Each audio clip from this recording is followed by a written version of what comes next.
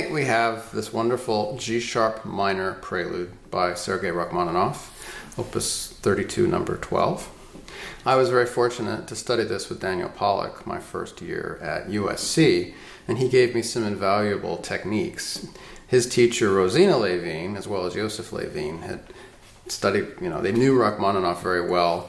They and Scriabin had studied with Safonov at the conservatory, and so Pollack spent a lot of time talking about the physical techniques to create the sounds necessary for this.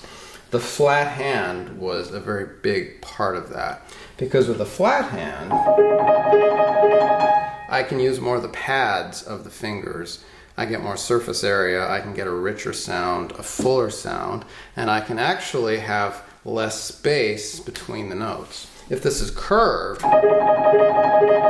versus, you hear a bit of a difference? It's thicker if I have the flat fingers. Likewise, in this left hand melody,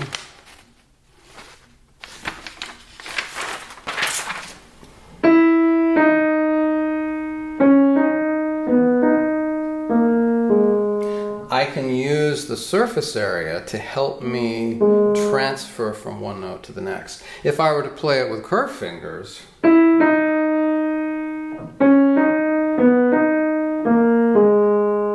it's very clean, it's very clear.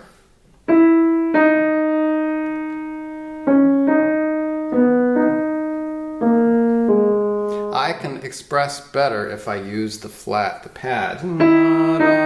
There's a real pleading about that descending half step.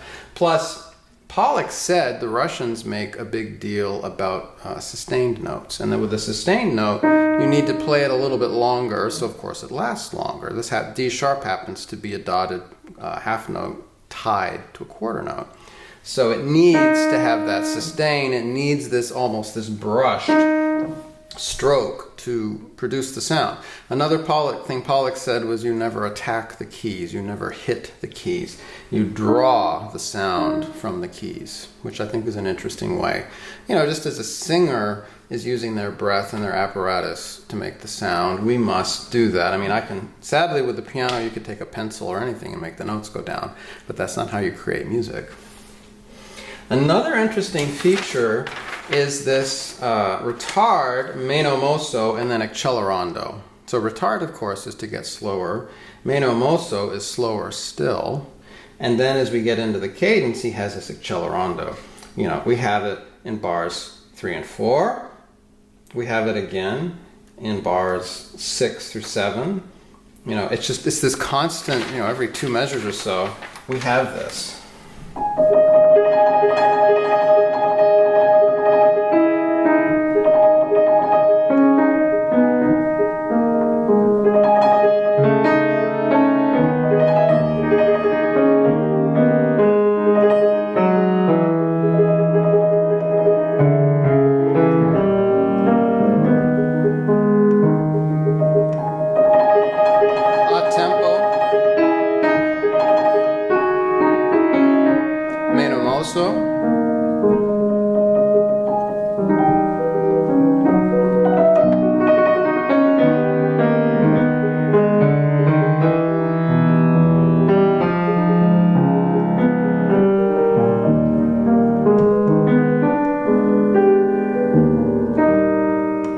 Notice I'm trying to bring out that middle line, but here we kind of have a compound melody, meaning 2 different melodies in the bass. We have this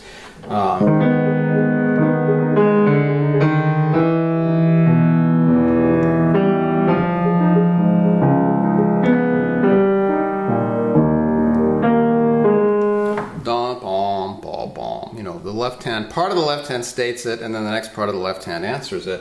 While the right hand, you notice how soft I tried to get here so that it was out of the way, So it's important, I can do that if I have kind of this flatter, and I feel it underneath. Now I want some curve, but this flatter hand really factors into Rachmaninoff, and particularly into this prelude. Now as we go on,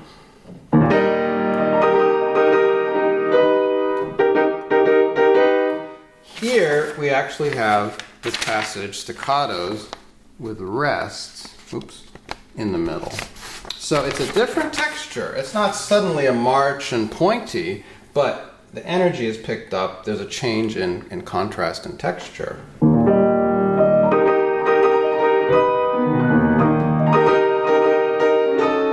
We hear these shifting colors as he goes through this section until finally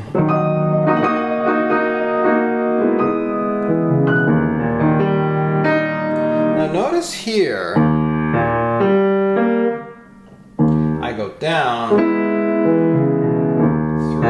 2, 1. Notice how I cross over. Now that seems pretty awkward, I suppose, but I can get maximal contact with the keys and I can keep it legato. So if I go down, 3, 2, 1, over, and plus I'm coming up to produce the stroke that produces the sound. There's a tenuto, one of those lines over the notes, which means it's not an accent, but it needs to have a sense of sustaining, and that's one way I can create that sound, and it causes the phrase to soar upwards. And then going on, we have an interesting contrary motion between the right hand and the left hand.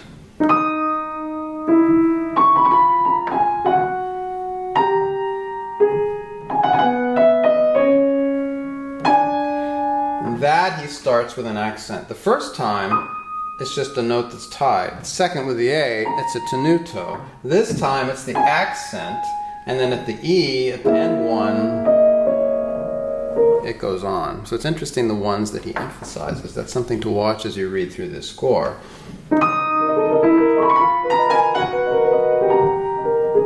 And notice how flat I try to keep it. I can create a more singing tone that if I'm more... Let's try a classical, more curved right now.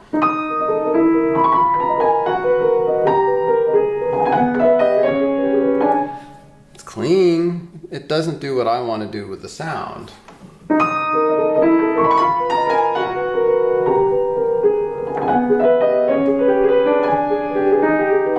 I can get more color if I have this shape, if I have this surface area. For me, it's all about drawing the sound from the keys, from having that initial tactile touch contact with the key. This next passage, now I grew up, well, when I was a toddler, I was in northern Wisconsin. I was in Duluth, Minnesota, when it could be 30 below for 3 weeks. I had a pedal car, and I would go through 10-foot, in between 10-foot snowdrifts. And then in Ithaca, too, we got a lot of snow. So I think of this passage, I can imagine this unique quiet that you get when there's fresh snow and this inner sort of calm. And I feel that. It starts with that and then it builds. We also have this chromatic line. Instead of coming inward between the two hands, now it's going outward. There's a sense of expansion because, of course, it has to explode at the end of the passage.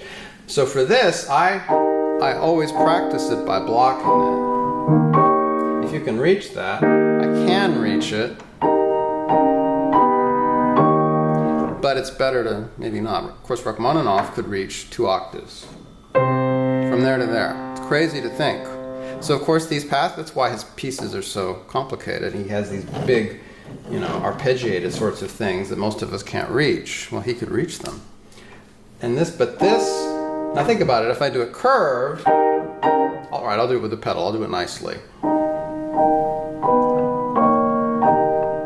This is more flat.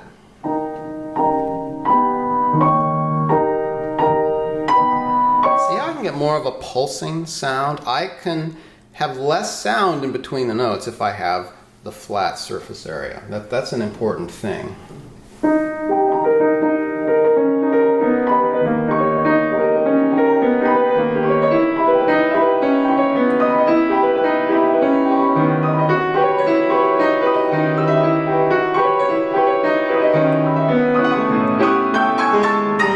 Then it just finally explodes with a total sense of contrary motion. And we have the it really goes out with the in the left hand, and that's this big.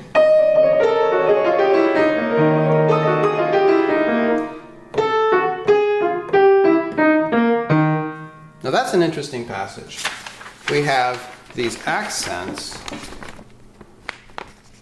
da da da da dee da, and then we have tenutos. Tenuto is this. It's a what looks like a legato line with the dots. So people are confused by that. And there's a legato, there's dots, there's a staccato. What does it mean? Well, it's actually a portato is the appropriate term. It's a brush. You see how it gives it an emphasis, and it gives it a length. That would be a staccato. That's a portato. Sounds like a kind of pasta, but it isn't.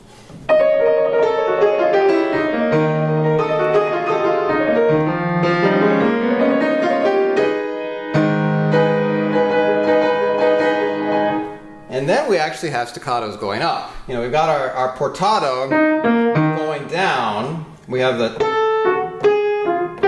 Notice how I can create that as an accent, two-note slur. If I drop with a very flat part of the thumb, then I have my portatos.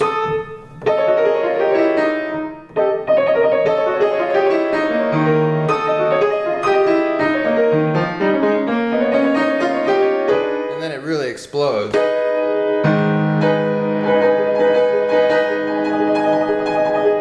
First time we have the statement now down in the octave. He's really filling out the octaves and filling out the sound.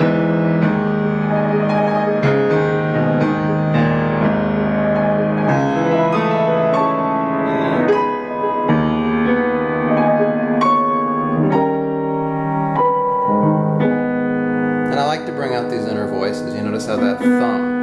And then because the melody is now here. And notice how I go 2, 1, and I go that way. I want that connection. I wouldn't go 1, 2, 2, 1, because then I'm holding the E, 5. We pick it up because the phrase ends.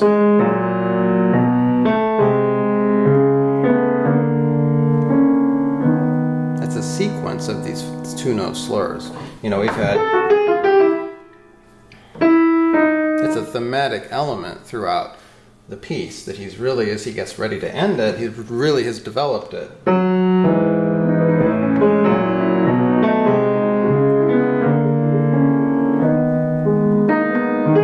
Now the right hand picks up the melody.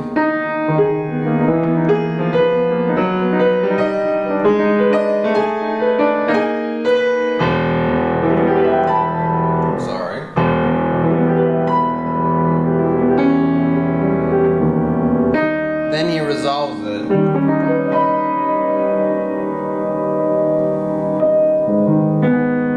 The chord that we had at the beginning. It's the final resolution.